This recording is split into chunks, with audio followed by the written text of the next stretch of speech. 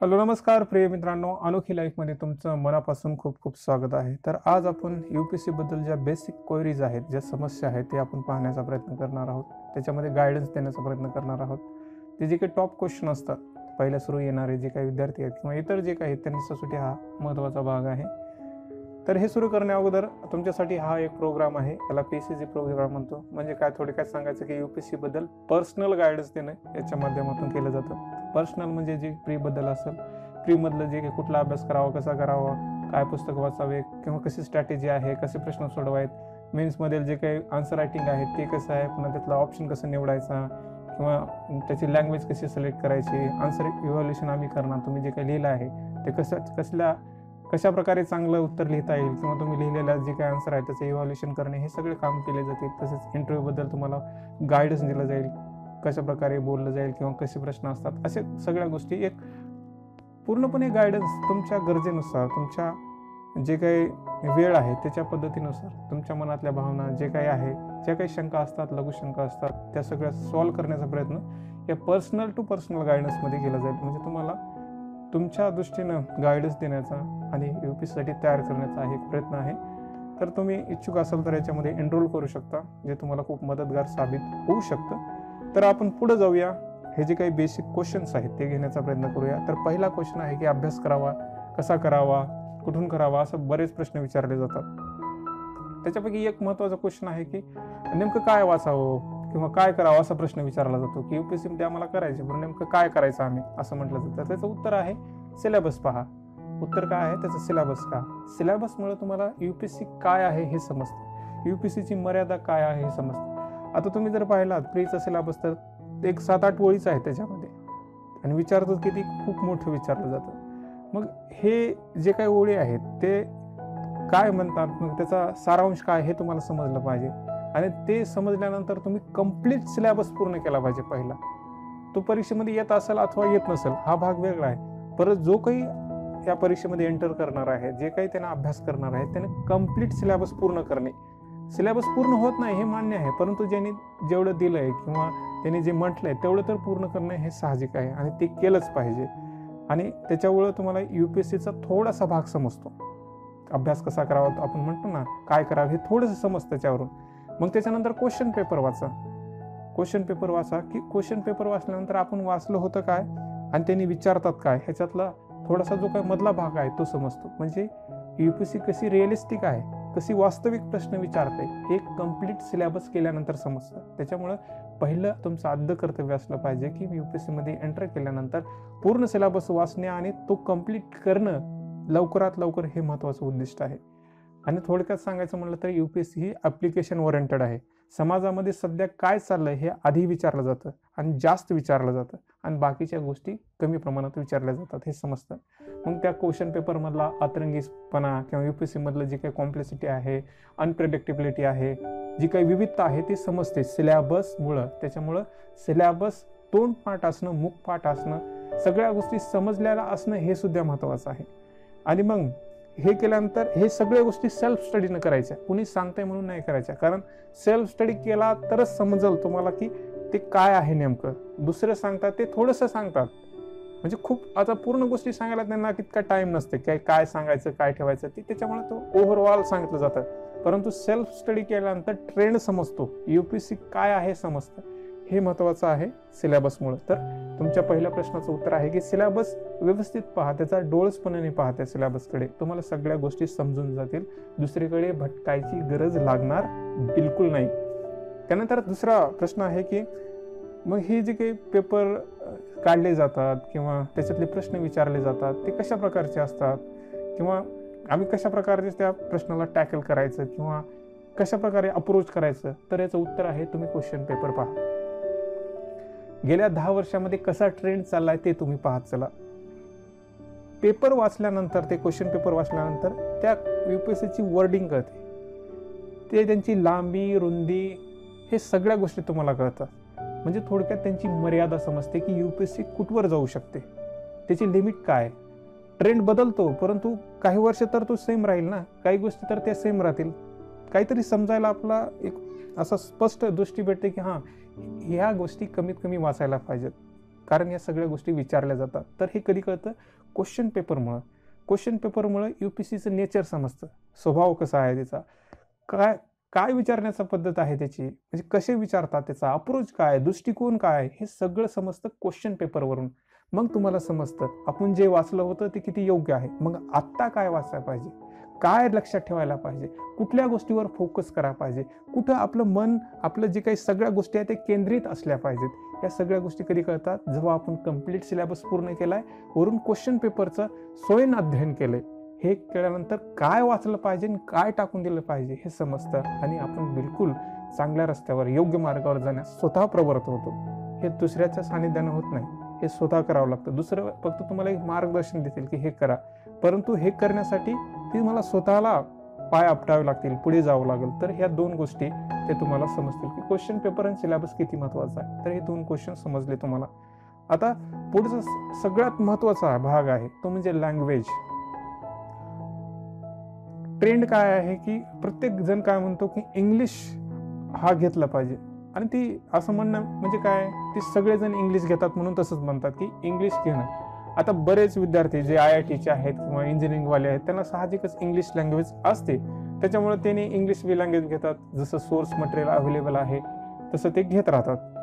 परंतु मला सांगा, तुम्हाला जे काही मन आहे, जे काही भावना आहे, जे काही विचार आहे, ते सहज त्या लँग्वेजमध्ये उतरता येतं का किंवा सांगता येतं का? त्याच्यामध्ये तुम्हाला तसं करताना एक आविष्कारपणा करता येतो का, एक नाविन्यता येतं का? तुम्ही जर इंग्लिश लँग्वेज घेतलात किंवा जी काही तुम्हाला आवडत असेल ती लँग्वेज, तर त्या गोष्टीमध्ये तुम्हाला त्रास होतो का लिहिण्यासाठी? म्हणजे लोकांनी म्हटलंय की हे घ्यायला पाहिजे म्हणून घ्यायला, याच्यामुळे जर घेतला तर तुम्हाला तो त्रास होतो. तो त्रास न होऊ नये यासाठी योग्य लँग्वेज निवडणं खूप महत्त्वाचं आहे. तर अशी लँग्वेज निवडा ज्याच्यामुळे तुम्हाला तुमची मन, भावना, विचार ज्या काही गोष्टी आहेत ते सहज व्यक्त करता येतील, सहज समजतील. जी काही लँग्वेज आहे सहज तुम्हाला समजेल अशी लँग्वेज निवडा ज्याच्यामध्ये तुमचा अप्पर हँड आहे, तुमचा हात कोणीच रोखू शकणार नाही, जिथं तुमच्या सर्व गोष्टी करताना विरोधच नाही, लँग्वेज बॅरियरच येणार नाही. अशा गोष्टी करा. हे रिटन लँग्वेजसाठी. जसं की एखादी आपली बाईक आहे ना, तुम्हाला गाडी चालवता येते, गाडी चालवता येते हे तुम्हाला माहीत आहे, परंतु स्वतःची गाडी अधिक चांगल्या रीती चालवता येते हे तुम्हाला सुद्धा माहीत आहे. जसं की पुन्हा तुम्हाला कोणीतरी दुसऱ्याची गाडी दिली जी तुम्ही अनोळखीची आहे, तर तुम्हाला त्याला ॲडजस्ट करण्यासाठी वेळ लागतो ना. तर तसंच आहे सिलेबस आपल्या UPSCमध्ये. दुसरी जर लँग्वेज घेतला तर तुम्हाला येणार नाही असा भाग नाही, परंतु जितकं आपल्या स्वतःच्या गाडीवर प्रभुत्व आहे, ती कशी चालते, कशा प्रकारे तिला चालवावं हे आपल्याला माहीत आहे, त्याच प्रकारची बाब UPSCमध्ये आहे. जिथं स्पर्धा खूप इतकी टोकाची आहे, तिथं तुम्ही थोडीशी बी चूक केला तर तुम्ही मागं पडता. त्याच्यामुळं लँग्वेज सिलेक्शन हे बेसिक आहे, तिथं तुम्ही चुकू नका. दुसऱ्याच्या म्हणण्यानुसार, दुसऱ्याच्या प्रभावाखाली तसं केल्यानं तसं होतंय असं म्हणणं म्हणजे हे चुकीचं आहे. हे जर तुम्हाला लँग्वेज कशी सिलेक्ट करायचं असेल तर याचा अगोदर व्हिडिओ आहे. तरी पण तुम्ही जर तुमची एखादी लँग्वेज तुम्ही सिलेक्ट केला आहात तर तुम्ही पहा, GS पेपर लिहू शकता का, GS4 पेपर, इथिक्स पेपर लिहू शकता का, त्याचप्रमाणे एस्से पेपर लिहू शकता का.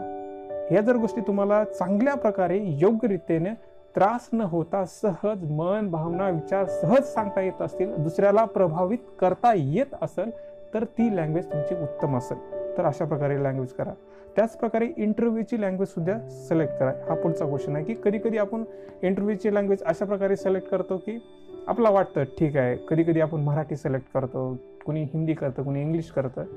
परंतु मला सांगा, तुम्ही इंटरव्ह्यूला गेलात, समोर एक पॅनल बसलाय, तुम्ही मराठीतून बोलता, ते इंग्लिशमधून, त्यांना इंग्लिशमध्ये ऐकायचं आहे की त्यांना मराठीच कळत नाही, तर कुणाला तर तुम्हाला ट्रान्सलेटर बसवावं लागेल.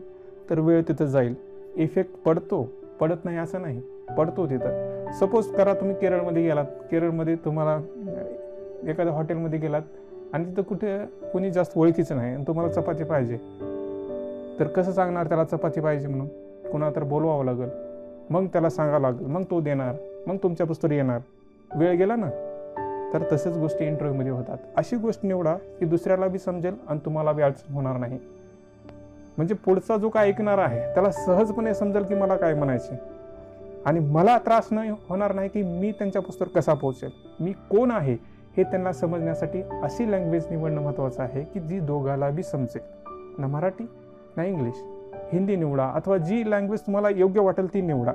अशा प्रकारे निवडा की तुम्हाला तिथं दुसरे म्हणतात ना मराठीला असं केलं जातं तसं केलं जातं, ते तसं नाही. आपण निवड महत्त्वाची आहे.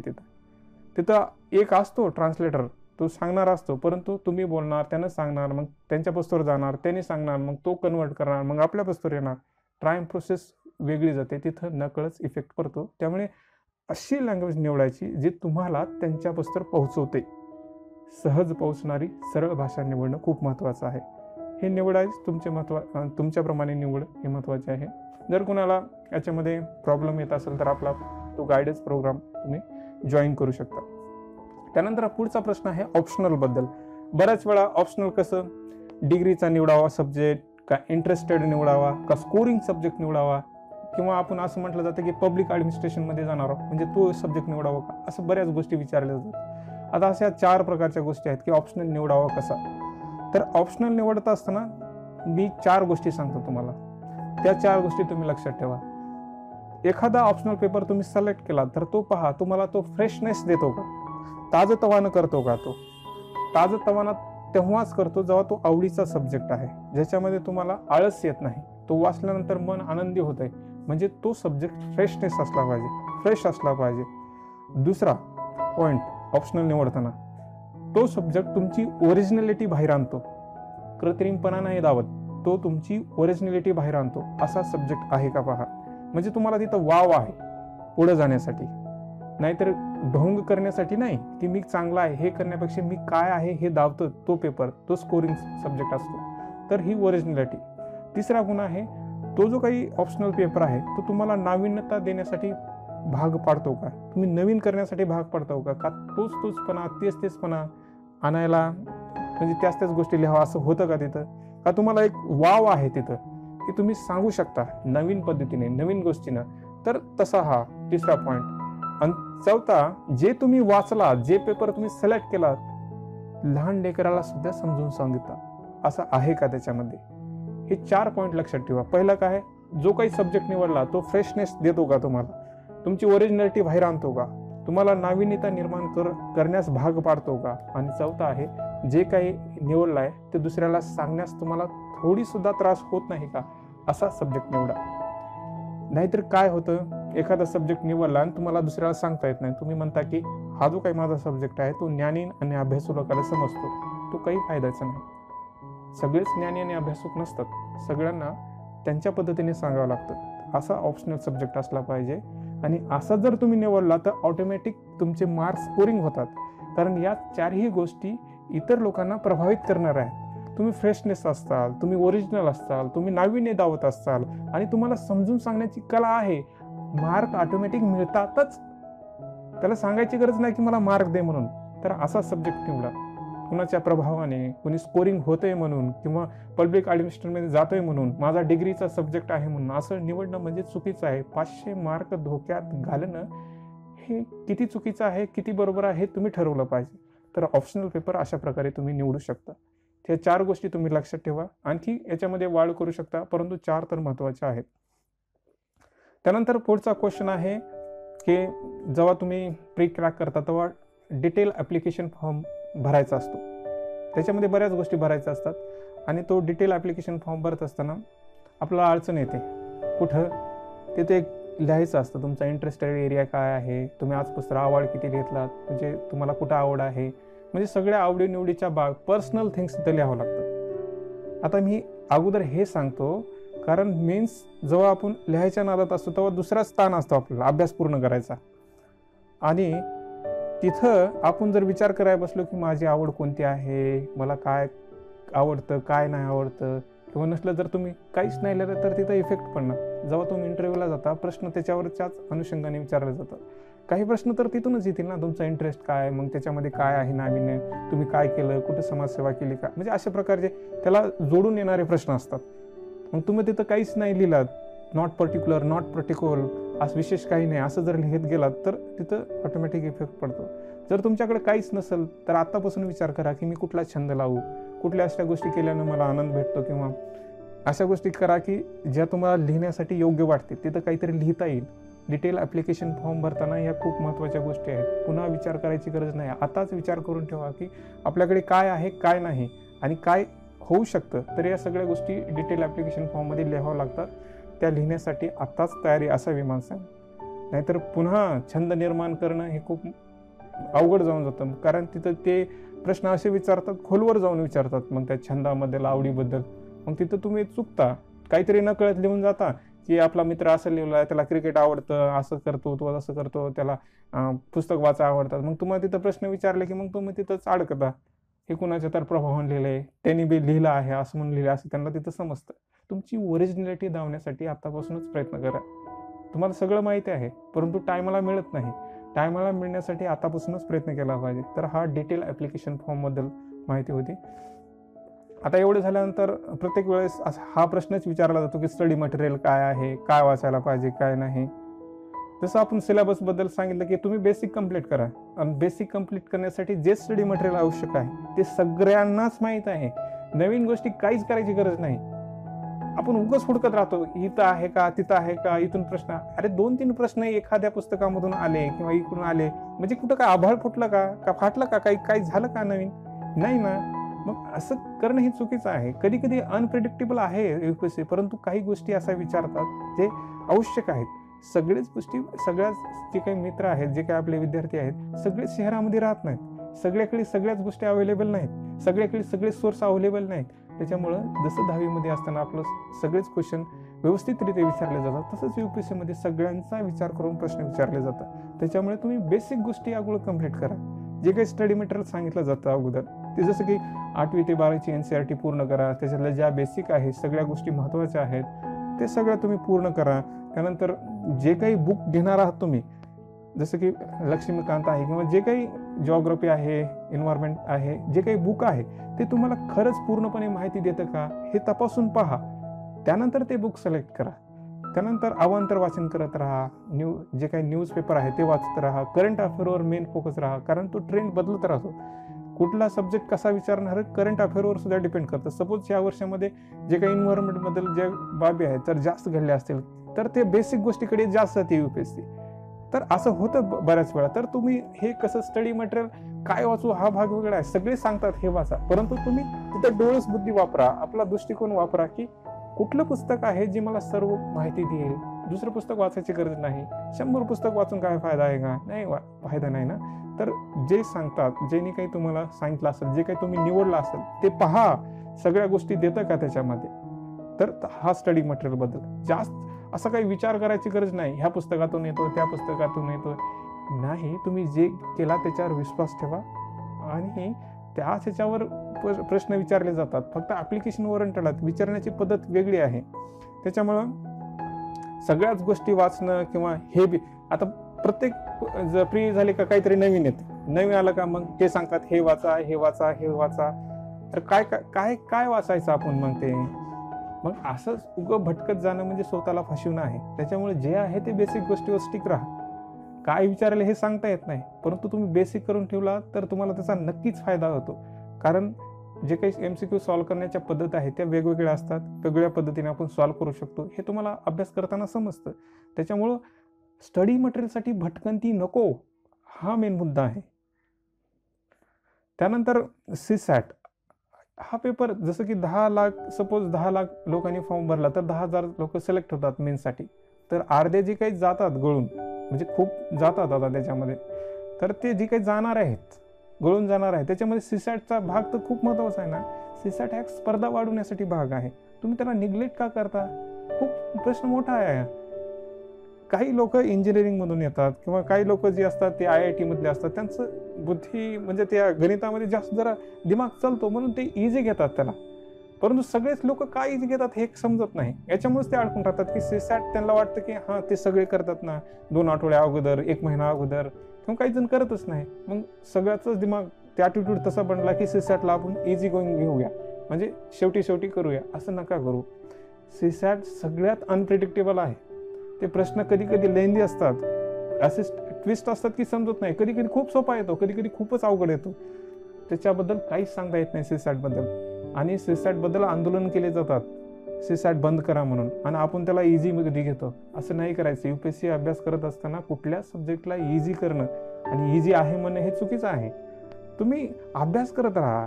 ओव्हर कॉन्फिडन्स व्हायची गरज नाही की मला येतंय ना, मग येऊ द्या, थोडंसं त्याला अजून प्रॅक्टिस करा. काय होत नाही जास्त थोडंसं अभ्यास केल्यानं. तसं दुसरे करतात, तसे करतात, असे करतात म्हणून नाही करायचं. आपण पहा तुम्हाला काय येतंय. सीसॅटमध्ये येते ना, येत नाही म्हणा, पुन्हा अभ्यास करा. नाहीतर 1-1 वर्ष 2-2 वर्ष जातात त्याच्यामध्ये त्या सीसॅटमुळे. तर हा भाग सीसॅटसाठी की सीसॅटला इझी मध्ये घ्यायची गरज नाही किंवा शेवटी करणं असं म्हणायची गरज नाही.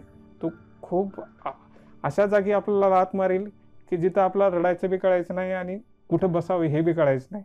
तर अशा गोष्टी आहेत तिथे. तर सीसॅटबद्दलचा हा भाग आहे. त्यानंतर क्वालिफाईंग पेपर. आता बऱ्याच UPSCच्या विद्यार्थ्यांना क्वालिफाईंग पेपर कोणता असतो हे माहीत नसतं. पुन्हा त्यांना मेन्समध्ये गेल्यामध्ये कळतं की हां, आपला क्वालिफाईंग बी पेपर आहे का. ह्या गोष्टी खूप महत्त्वाच्या आहे. क्वालिफाईंग पेपरमध्ये एक रिजनल लँग्वेज आणि एक इंग्लिश लँग्वेज कंपल्सरी असते.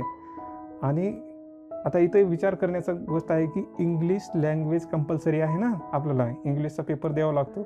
तर इंग्लिशचा अभ्यास करणं हे साहजिकच आहे.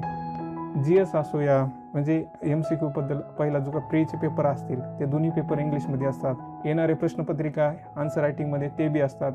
आणि पुन्हा इंटरव्ह्यूमध्ये सुद्धा किती महत्त्वाचा हा ग्रामरचा सब्जेक्ट भाग आहे इंग्लिशमधला किंवा त्याच्यामधलं जे काही इंग्लिश आहे किती महत्त्वाचे याच्यावरून समजतं. त्यांनी इंग्लिश हे जर कंपल्सरी जर सब्जेक्ट जर केला असेल तर आपल्याला थोडीफार इंग्लिश येणं किती महत्त्वाचं आहे.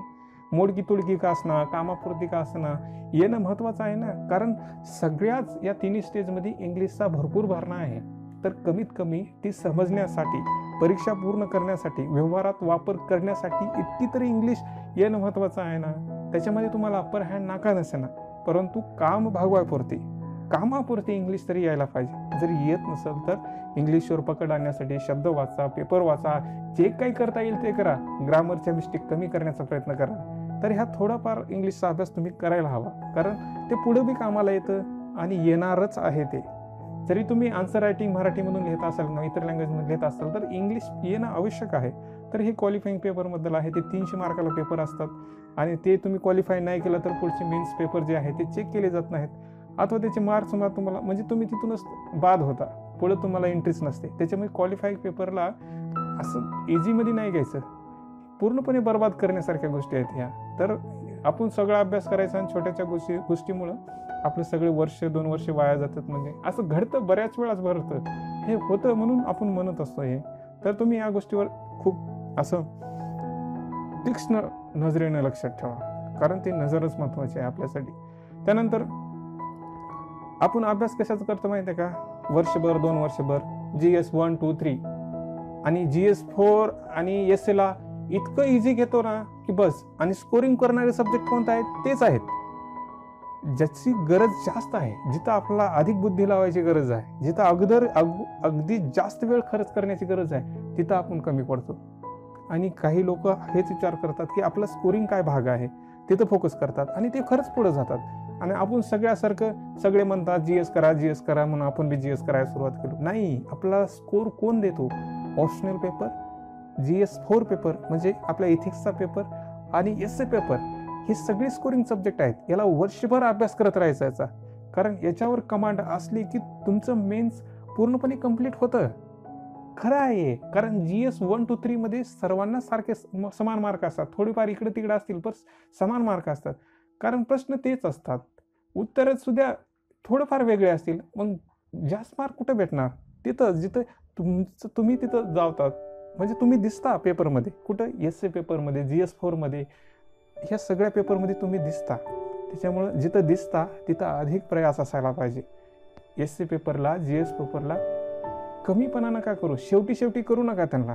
अगोदरच करून ठेवा. कारण SA पेपर आणि GS वेगळी अप्रोच आहे. GS पेपर तर पूर्णपणे ॲप्लिकेशन ओरिएंटेड आहे.